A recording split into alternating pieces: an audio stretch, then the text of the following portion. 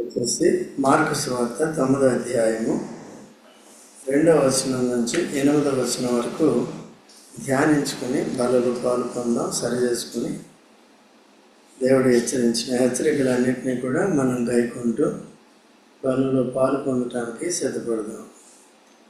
ఈ సందర్భం ఏంటంటే రూపాంతరం పొందిన కొండ, ఎత్తైన కొండ.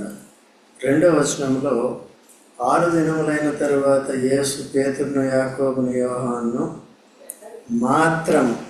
మాత్రం అంటే ఇంకెవరిని కాదు, వెంట పెట్టుకుని ఎత్తైన యొక్క కొండ మీదకి ఏకాంతముగా వారిని తోడుకొని పోయి వారి ఎదుట రూపాంతరము కదండి. ఎవరిని తీసుకెళ్ళాడు? పేతురు, యాకోబు, యేసు ప్రభు తీసుకెళ్ళిపోయాడు. ఎక్కడికి తీసుకెళ్ళాడు? ఎక్కడైన కొండకి తీసుకెళ్ళాడు కదా. అక్కడ రూపాంతరం పొందాడు. ఎవరు అంటే అక్కడ వరకు వెళ్ళే వరకు ఈ మాంసయుక్తమైన శరీరంతో ఉన్నాడు. పేతురు, యాకోబు, యోహానుల వల్లే ఉన్నాడు. ఎత్తైన శిఖరానికి వెళ్ళిన తర్వాత ఒక్కసారి ఏమైపోయాడు? మహిమ దేహం వచ్చేసింది. ఆ దేహం ఏమైపోయింది? మార్పు చెందిపోయింది. సో తర్వాత ఏమైంది? అంతలో ఆయన వస్త్రములు ప్రకాశమానమైనవి, మిగుల తెల్లనివి ఆయన లోకమంది ఏ చాకలియో అంత తెల్లగా చేయలేడు. మరియు మోషేయు ఏలియాయు వారికి కనబడి యేసుతో మాటలాడుచున్నది. మొత్తం ఎంతమంది? పైనుండి 2, కింద నుండి 3, మధ్యలో యేసు కదండి వీళ్ళు. సో ఇక్కడ దీని సంగతి ఏంటంటే, ఇప్పుడు యేసు ప్రభు ముఖ్యమా, ఏలియా ముఖ్యమా, లేకపోతే మోషే ముఖ్యమా, ఏలియా ముఖ్యమా, యేసు ప్రభు ముఖ్యమా? ఎవరు ముఖ్యం? ముగ్గురు ముఖ్యం. వారి పరిచర్య అయిపోయింది. ఎవరి పరిచర్య? మోషే పరిచర్య అయిపోయింది, ఏలియా పరిచర్య అయిపోయింది. ఇప్పుడు ఎవరు పరిచర్య చేయాలి? యేసు ప్రభు చేయాలి, వీళ్ళు కూడా చేయాలి కదా. వీళ్ళు ముందుండగోరేవారు. ఎవరు? వీళ్ళిద్దరూ ముందుండాలి. ఇక్కడ వాక్యం రాస్తుంది, ఎవరైనా మీకు ముఖ్యుడై ఉండగోరినైనా మీరు ఏం చేయాలంటే అందరికీ దాసులు కావాలనే మాట ఇక్కడ ఉంటుంది. 20వ అధ్యాయం మత్తయి సువార్తలో ఉంటుంది. 27 చూసా, మంచి ప్రీచర్ అయిపోయాడు కాబట్టి 27వ వచనంలో ఉంటుంది, ఎవడైనాను ముఖ్యుడిగా ఉండగలిగితే సంఘంలో వాడి అందరికీ ఏం కావాలి? ఇక్కడే ఉంది, నేర్చుకునే వాళ్ళు అర్థమైంది. మౌనంలోనే నేర్చుకుని పాటించాలి. పురుషులు కూడా ఏం చేయాలి? నేర్చుకుని పాటించాలి. ఇక్కడ మాట ఏంటంటే రూపాంతరము. ఇందాక ఆరాధన వర్తమానంలో కూడా మనం విన్నాం, కొన్ని మాటలు కూడా విన్నాం. ఇశ్రాయేలు దేవుడు విడిపించినప్పటికీ కూడా వారి శరీర తత్వమే కలిగి ఉన్నారు. చేయకూడని పనులు చేస్తూ, విగ్రహారాధన చేస్తూ, ఆత్మీయ వ్యభిచారము కలిగి ఏం చేస్తున్నారు? దేవునికి అపనమ్మకస్తులుగా ఉండి దేవుని కోపాన్ని రేపుతూ, తాను పంపించిన నిజమైన తన ప్రవక్తల్ని పంపినప్పటికీ వాళ్ళ మాట వెనుక వారు చెప్పితే వినట్లేదు కాబట్టి ప్రాక్టికల్గా స్కిట్ అంటారు, ప్రాక్టికల్గా చేసి చూపించారు. ఏమని? నువ్వు గోమేరని వ్యభిచారాన్ని పెళ్లి చేసుకో, పిల్లలను కను, ఆ పిల్లల్లో వాళ్ళు చేసిన పనులు, నేను చేయబోయే పనులు, ఆ పేర్లు పెట్టు అని చెప్పాడు అన్నమాట. మళ్ళీ కూడా అంత ముందుగానే వ్యభిచారాన్ని పెళ్లి చేసుకున్నాడు. మళ్ళీ ఏమైపోయింది? వ్యభిచారం పదే వెళ్ళిపోతున్నారు. తిరిగి దేవుడు ఎంత మంచివాడు చూడండి, ప్రవక్త ఎంత మంచివాడు చూడండి కదా. ప్రవక్త కూడా చాలా వ్యభిచారిణి అంటే చాలామంది పెళ్ళి చేసుకోరు. అయితే మనిషే చేసుకోకపోతే దేవుడు ఎట్లా చేసుకుంటాడు?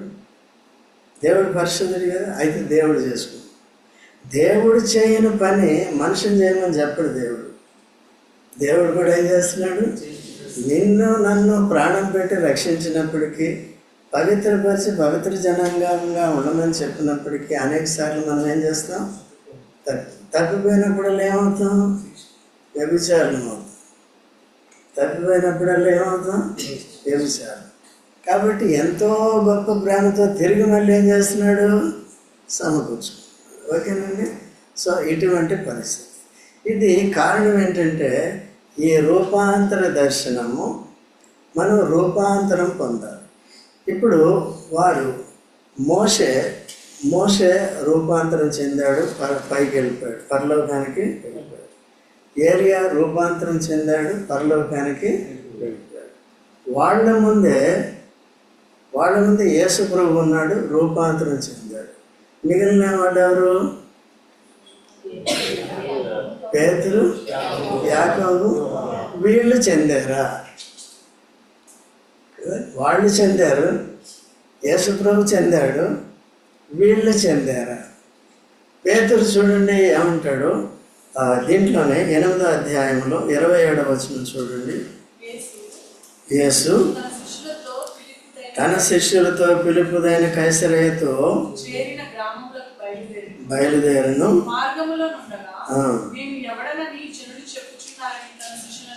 అడిగాను. అందుకు వారు యోహాననియు ఏలియానియు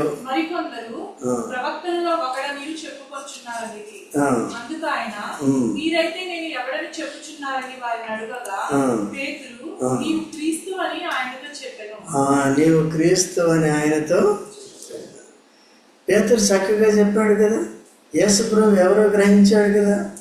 యేసుప్రభు లోకంలో నా గురించి ఏమని చెప్పుకుంటున్నారు? ఏమని ఒకరు బాప్తిస్మం ఇచ్చే యోహానని, ఏలియా అని, మరి కొందరు ప్రవక్తల్లో ఒకడని చెప్పు. మీరైతే ఏం చెప్పుకున్నారు? అందుకనే సీయోను బరియోనా నీవు ధన్యుడు. యేసు ప్రభుని ఎలా ఎరగాలి మనం? క్రీస్తుగా ఎరగాలి. క్రీస్తు. ఆ సమరయ స్త్రీ కూడా ఏముంది? క్రీస్తు వచ్చునని, ఈ విషయాలన్నీ మాకు తెలియజేయనని మేము ఎరుగుదాము అంటాడు. ఆమె కూడా వ్యభిచారిణి. ఎవరు? సమరయ స్త్రీ. కాబట్టి ఈ పాపులే, అందరూ కూడా పాపులే. ఏ కోవలో పాపులో అది తర్వాత పక్కన పెడితే, క్రీస్తుని ఎరిగినప్పుడు మన విస్తారమైన పాపాలన్నీ కూడా ఎవరిలో క్షమించబడతాయి?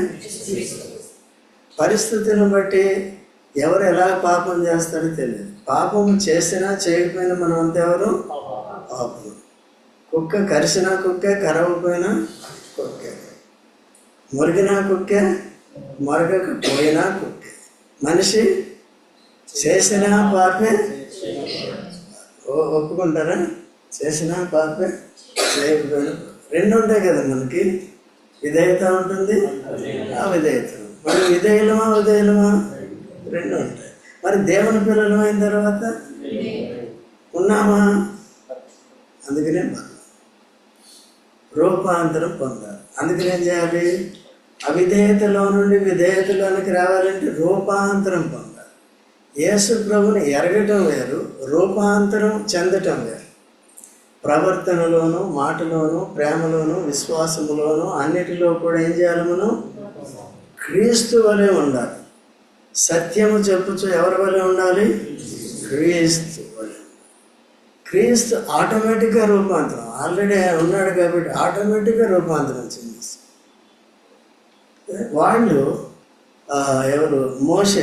మోషే రూపాంతరం చెందాడు డైరెక్ట్గా యేసుప్రభుతో.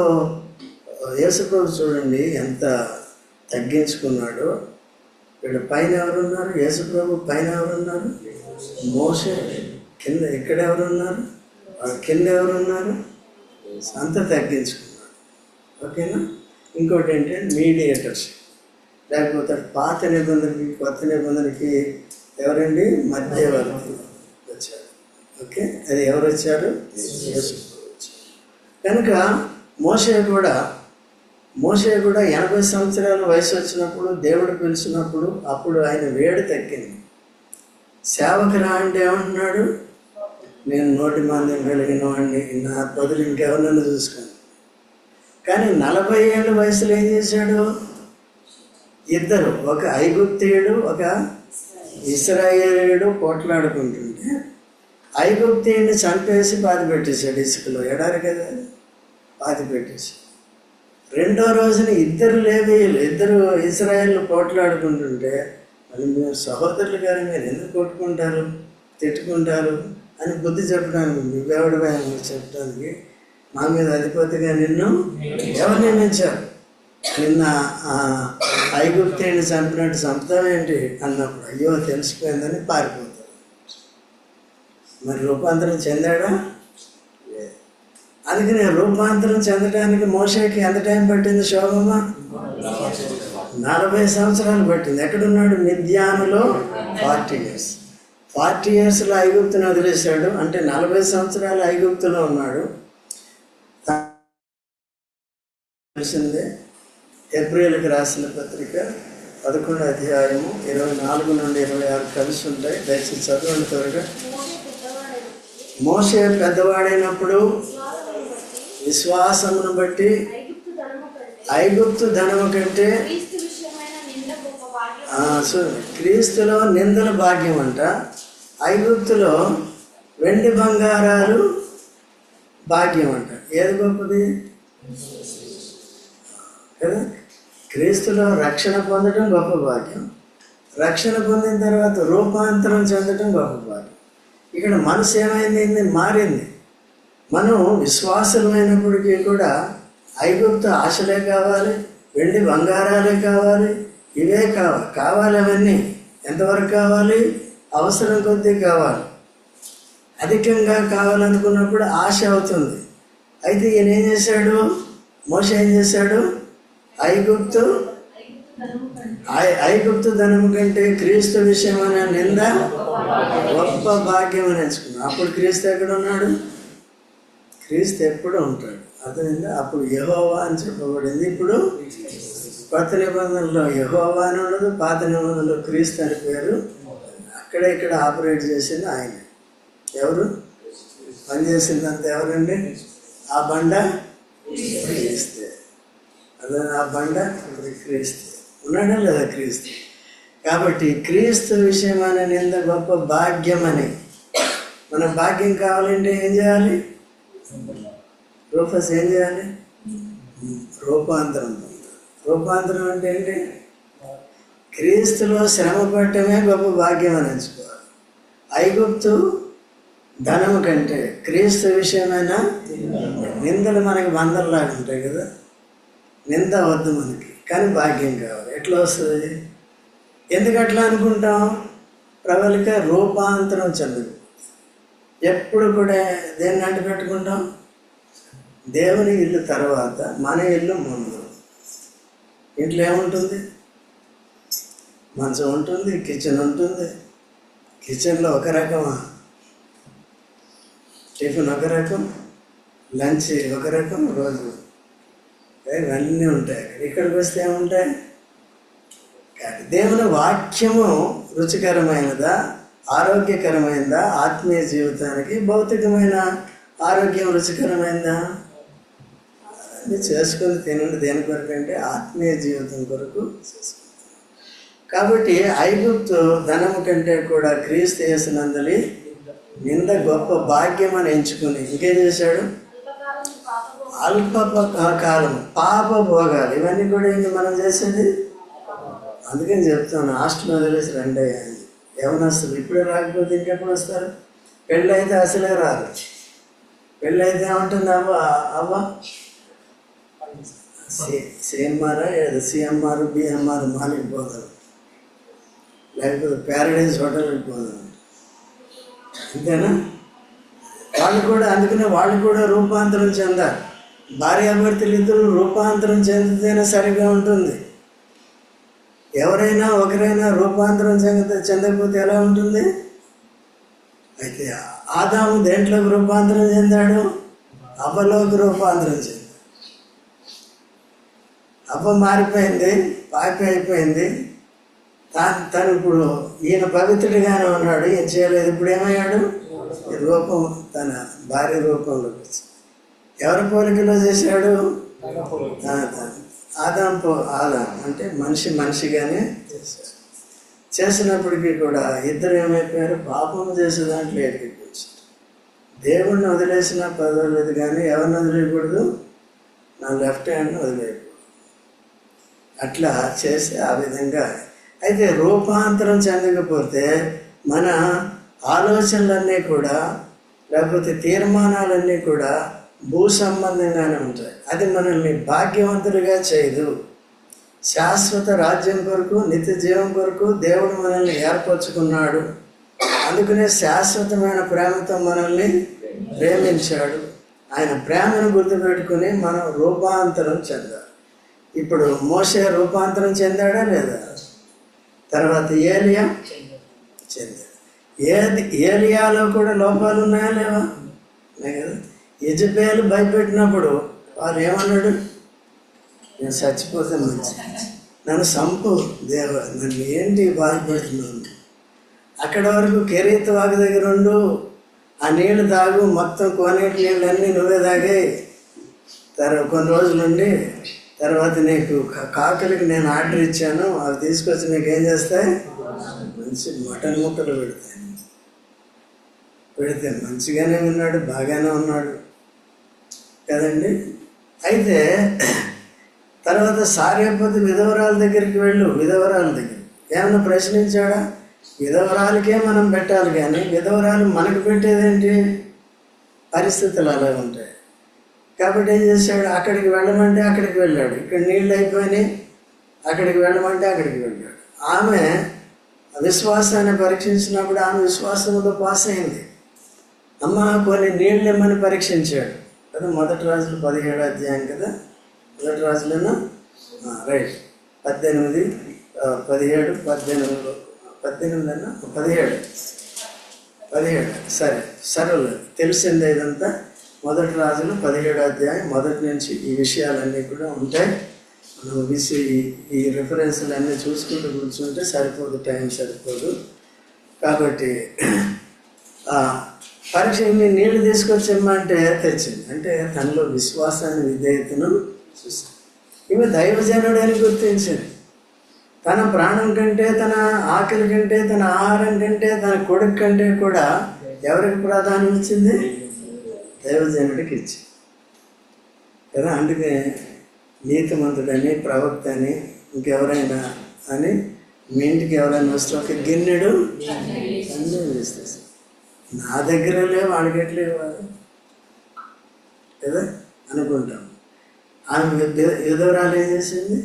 లేని దాంట్లో లేమిలో ఇచ్చింది, తీసుకో. విధేయతను, విశ్వాసాన్ని చూశాడు. చూసిన వెంటనే అమ్మ ఇంత రొట్టె తీసుకురా, నీళ్ళు ఇచ్చింది, బాగానే ఉంది, రొట్టె తీసుకురా. కాబట్టి ఇప్పుడు ఆమెకి ఏం కావాలి చెప్పండి? మనిషికి బ్రతకడానికి ఏం కావాలి చెప్పండి? ఆహార పానీయాలు. ముందు నీళ్లు ముఖ్యం. దేనికంటే? ఆహారానికంటే. దీనికంటే నీరు, గాలి. ఓకే, గాలి దేవుడు ఇస్తున్నాడు. ఇప్పుడు నీళ్లు మనం దాన్ని పట్టుకోవాలి, శుద్ధి చేసుకోవాలి, పెట్టుకోవాలి. ఆ నీళ్ళు ఇచ్చింది. తర్వాత రెండవది రొట్టె చెప్పినప్పుడు తన పరిస్థితి చెప్పింది. అయ్యా, నా దగ్గర ఇంత పిండి ఉంది, కొన్ని ఈ పూటకి 2-3 రొట్టెలు చేసుకుంటాం, నా కొడుకు నేను తింటాం, ఇదే లాస్ట్ ఫుడ్, మాకు ఆఖరి భోజనం. ఇక నిరీక్షణ లేదా ఆమెకి. ఆ పరిస్థితుల్లో కూడా ఆయన ఇచ్చింది కాబట్టి ఇక నుంచి పిండి తరిగిపోలేదు, నూనె ఆగిపోలేదు కదా. నీళ్ళు దొరుకుతానే ఉన్నాయి. పిండిలో కలుపుకోవడానికి ఏం కావాలి? సో ఆహార పానీయాలు అనుకునే ఆహార పానీయాలు ఎప్పుడు కూడా మీరు ప్రార్థన చేసుకునేటప్పుడు కూడా ఆహార పానీయాలని దీవించమని అడగాలి. ఓకేనా? నీళ్ళు వద్దు, ఆహారాన్ని దీవించంటే దీంట్లో విషం, దేంట్లో కూడా నీళ్ళల్లో కూడా బ్యాక్టీరియా నీళ్ళల్లో కూడా ఉంటుంది. ఎక్కువ అనారోగ్య పరిస్థితులు మన శరీరంలో వచ్చేది నీళ్ళ ద్వారా. గాలి ద్వారా. అదేనా? అది అందుకు నేను ఢిల్లీలో భయపడుతూ ఉంటారు. ఎందుకు? ఎయిర్ క్వాలిటీ సరిగ్గా ఉండదు. ఇక్కడ కూడా మీరు కూడా చూసుకోవాలి. ఈ మధ్యన దీంట్లో వస్తాయి ఎయిర్ క్వాలిటీ ఎంత ఉందని ఇస్తారు. గుడ్డా, బ్యాడా, ఫెయిరా, అన్ఫెయిరా అనేది కూడా ఉంటుంది. అది చూసుకొని జాగ్రత్తగా ఉండాలి. లేదు ఎందుకు లేదు జాగ్రత్త, మేము పోతే మంచిదంటే పర్వాలేదు.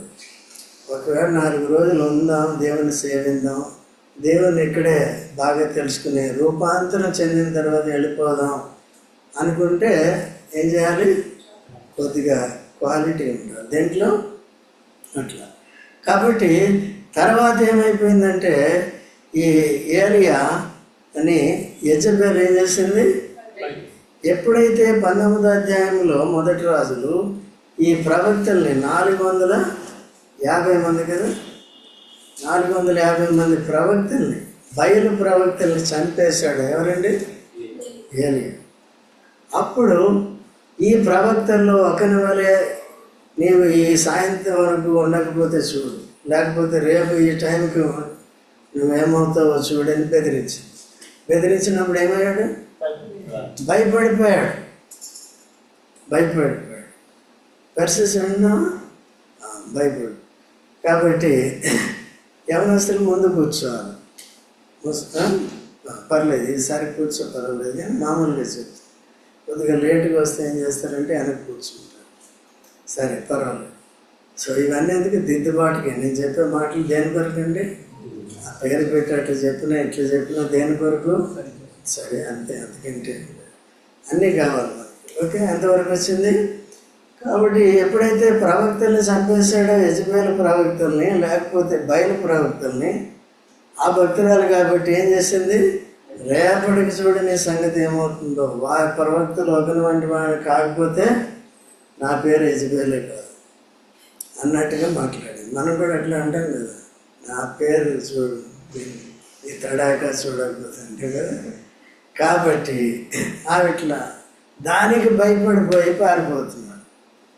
అక్కడ కూర్చున్నాడు. దేవదూత వచ్చి ఏం చేసిందంటే అప్పుడు ఓటుపోయాడు.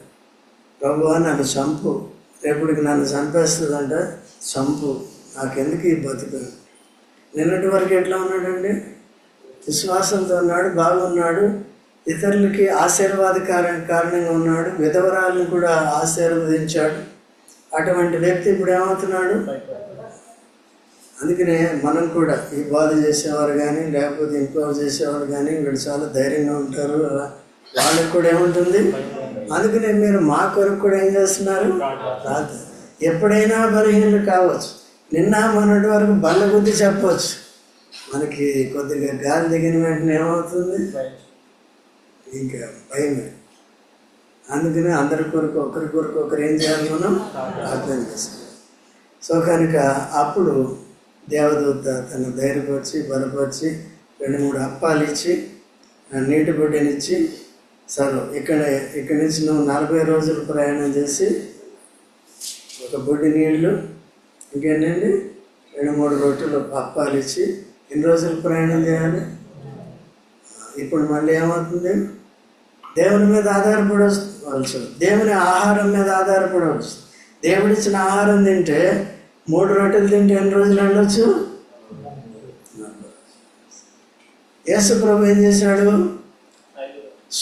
శోధింపబడే ప్రాంతానికి వెళ్ళాడు కదా, అరణ్యంలోకి వెళ్ళినప్పుడు 40 రోజులు ఏమీ లేదు. అందుకని ఏమన్నాడు?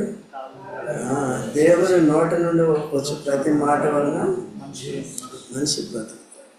కానీ ఎప్పుడు కూడా దేవుడు తను కృపిస్తాడు, తన శక్తిని ఇస్తాడు. అవసరమైనప్పుడు తాను పరిశోధించినప్పుడు, పరీక్షించినప్పుడు, నానా రీతిలుగా మనకు కష్టాలు పాలవుతున్నప్పుడు అప్పుడు మనల్ని తప్పకుండా ఆయన ఆదుకుంటాడు.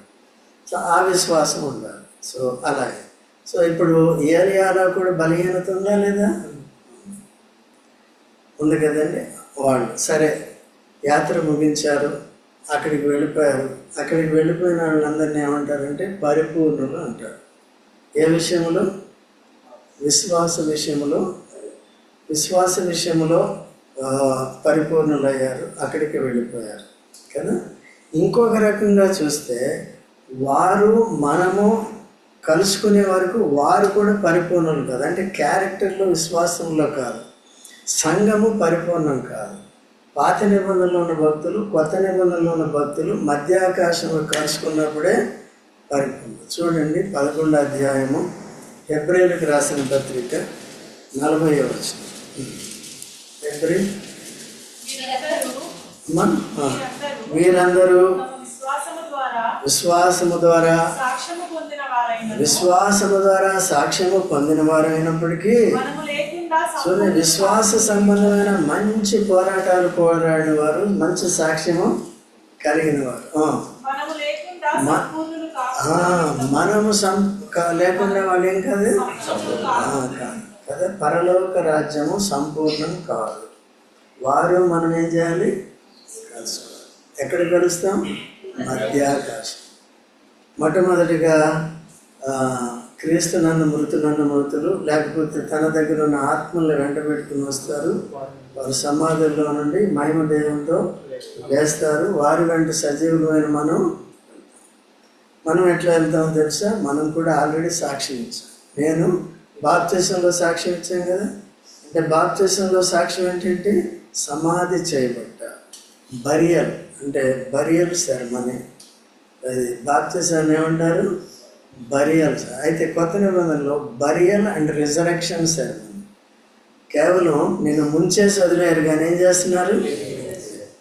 పాత జీవితానికి చనిపోయాను, కొత్త జీవితానికి లేచాను అనే సాక్ష్యం బాప్తిసం ద్వారా ఇస్తున్నాను. కాబట్టి రెండోసారి వచ్చినప్పుడు ఈ శరీరం మార్పు చెంది, రూపాంతరం చెంది, మహిమదేహంగా మారి ప్రభు దగ్గరికి వెళ్ళిపోతుంది. ఈ నిరీక్షణ కలిగి ఈ లోకంలో పవిత్రంగా మనం జీవించాలి. యేసు ప్రభు చనిపోయి తిరిగి లేచినప్పుడు, ఈ శరీరంతో చనిపోయి సమాధి చేయబడి తిరిగి లేచినప్పుడు ఏ దేహంతో లేచాడు? రూపాంతరం చెందిన శరీరం లేచాడు. అయితే ఇక్కడ పేతురు ఎటువంటి వాడు? ఇప్పుడు యోహాను. పేతురు ఎటువంటి వాడు? ఇక్కడేమో 8వ అధ్యాయంలో 27వ వచనం చెప్పినప్పుడు నా గురించి ఏమనుకుంటున్నారంటే ఏలియా అని వీళ్ళని అన్నారు కదా. నీవేమనుకుంటున్నావు అంటే క్రీస్తు అని. కరెక్టే చెప్పాడు కదా. ప్రత్యక్షత బాగానే ఉంది కదా. మళ్ళీ తర్వాత ఏం చేశాడు? ఇదిగో నేను చేపలు పట్టుకుంటాను. యేసు ప్రభు చెప్పిన దానికి ఒక్కదానికైనా విధేయత చూపించాడా? కానీ చెప్పడం మాత్రం ప్రత్యక్షత బాగానే ఉంది, విధేయత మాత్రం లేదు. కాబట్టి దీంట్లో వాడికి ఏం కావాలి ఇప్పుడు? కాబట్టి మనం కూడా, ఇప్పుడు నేను కూడా చెప్పచ్చు, అయితే చేసే దాని మీద కూడా ఆధారం. నేను ఎప్పుడు రూపాంతరం చెందానంటే ఎప్పుడు చెప్పినట్టు కానీ, చెప్పింది చేసినప్పుడు కానీ, లేకపోతే ఎవరైనా చెప్పినప్పుడు విన్నది చేసినప్పుడు కానీ, అది చేస్తేనే మనం ఏం చేసినట్టు? మనసు మారి రూపాంతరం చెంది. ఇప్పుడు మనకి మనసు మారి, నేను మారు మనసు పొందేసిన, అది చేసిన అప్పుడు పొందేది కాదు. మారు మనసు should be continuous. It should be everyday practice. ప్రతిరోజు తప్పు చేసినప్పుడల్లా బుద్ధి గట్టి తిని తప్పు చేశాను ప్రభు క్షమించని వెంటనే ఏం చేయాలి? అందుకు నీ బల్ల కూడా పెట్టింది దేని కొరకు? చాలా మారు మనసు పొందావా? ప్రశ్నలు కూడా అలాగే మారుమూసి పొందాను అంటారు. పొందితే మరి తప్పులు ఎందుకు చేస్తున్నావు కదా? తప్పులు చేస్తాం అది. కాబట్టి ఈ ప్రశ్న కూడా కొద్దిగా గజిబిజిగా ఉంటుంది. అలా లేకుండా మారు మనసు తగిన ఫలము చూపించాలి. ఓకే, అనుదినము కూడా మనం ఏం చేయాలి? చూపించాలి. సో పేతురు సంచలమైన మనసు కలిగిన వాడు, పేతురు సరైన మనసు లేనివాడు. మరి యాకోబు యోహానులు యేసు ప్రభువు పిలిస్తే వచ్చారు కదా, సమస్తాన్ని విడిచిపెట్టి వచ్చారు కదా. అయితే వచ్చినప్పుడు వీళ్ళు ఏం చేస్తున్నారు చూడండి. 10వ అధ్యాయంలో మార్కు సువార్త 10వ అధ్యాయంలో 35 నుంచి చదవండి. జబదయి కుమారులైన యాకోబును యోహాను వచ్చి బోధకుడా అని చెప్పగా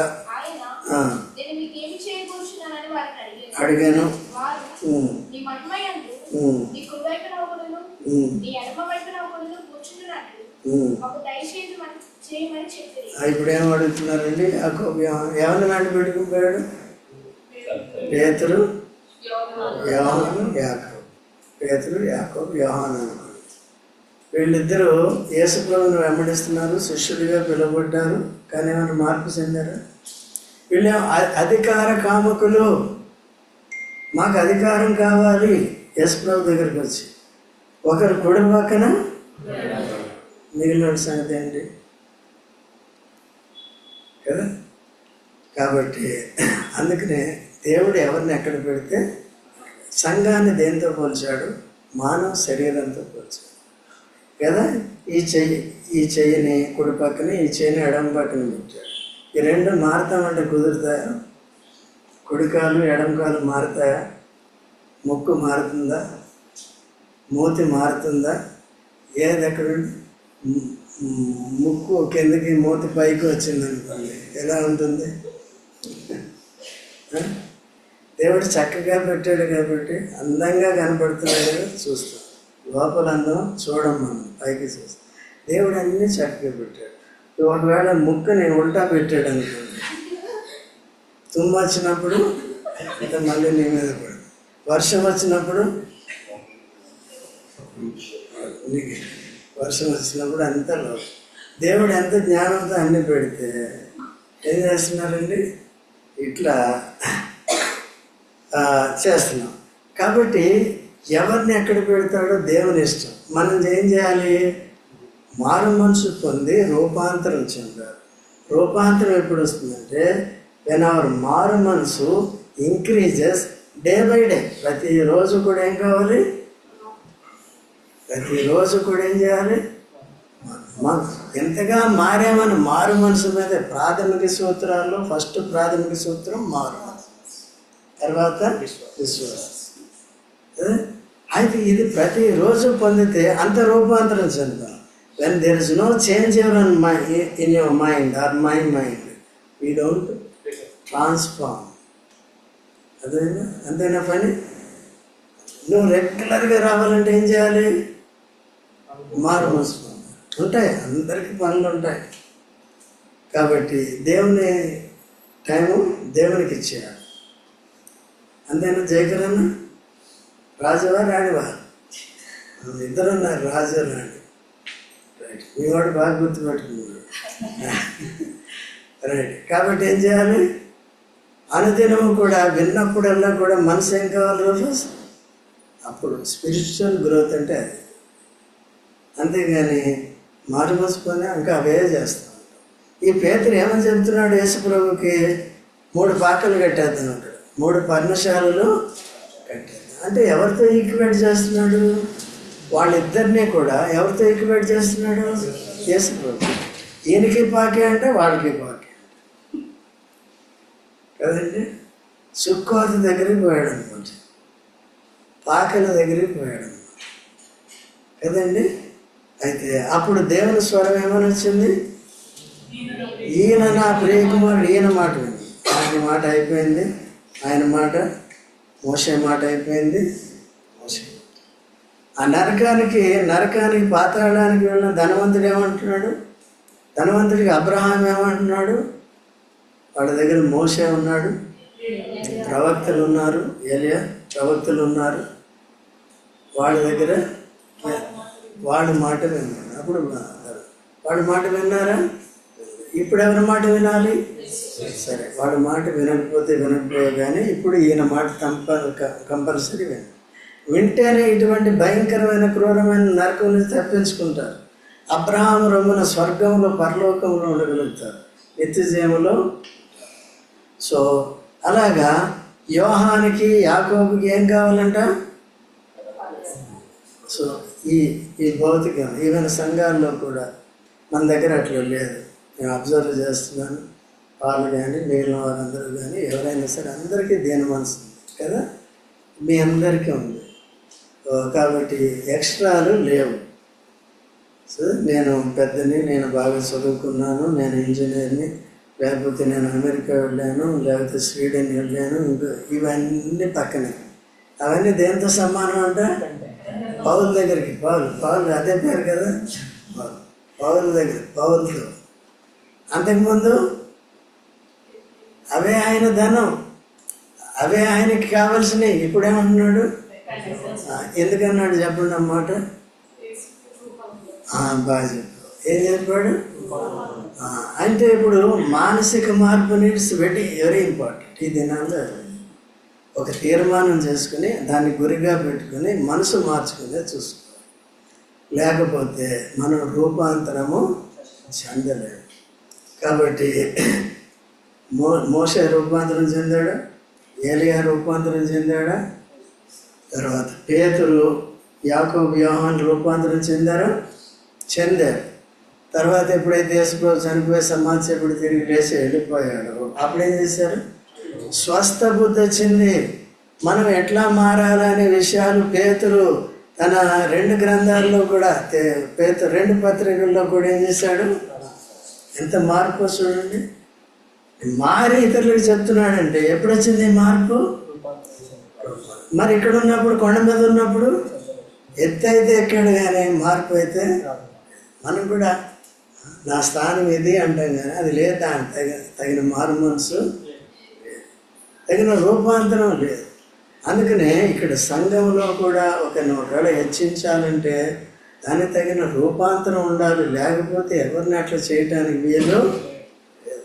అందుకనే మన దగ్గర అటువంటి నటనలు కానీ అటువంటి పరిస్థితులు కానీ ఇక్కడ లేవన్నమాట. ఓకే. కాబట్టి ఎవరైతే శరీరానుసారం మనం తీసుకొచ్చి పెడతామో, ఇక్కడ ఉన్న 3 పాటలు పాడండి, మళ్ళీ దిగరవాడు. అది ఒక నాకు ఇది పోస్ట్ అనుకుంటాం. అందుకనే సంఘం అనేది ఇక్కడ 2-3 ఉండే వాళ్ళు పాడేది కాదు. వీళ్ళు పాడుతున్నారని మిగిలిన కాంగ్రిగేషన్ పాడుతుంది. అప్పుడు ఇప్పుడేం చేస్తాం? ఇక్కడ ఎవరు లేరు అనుకోండి, అందరూ పాడాలి, నేను పాడు. అప్పుడు చచ్చినట్టు ఏం చేయాలి?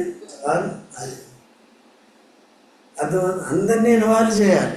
ఆ దృక్పథం నడిపించే నాయకులకు ఉండాలి.